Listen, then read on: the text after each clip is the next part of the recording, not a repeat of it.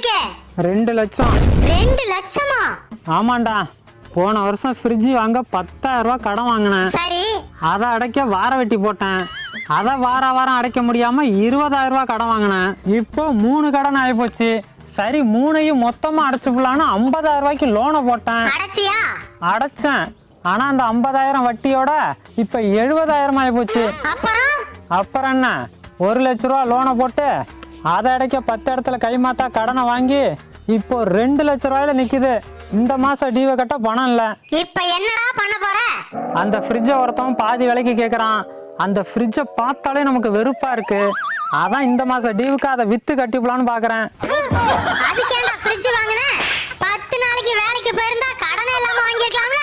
அந்த அறிவு இப்பதானே வருது. வந்துச்சுல்ல, போய் வேலை செஞ்சு கடன் அடடா. வேலை செய்யவே முடியலடா. கடனை நினைச்சாலே ஒரே மன உளைச்சலா இருக்கு.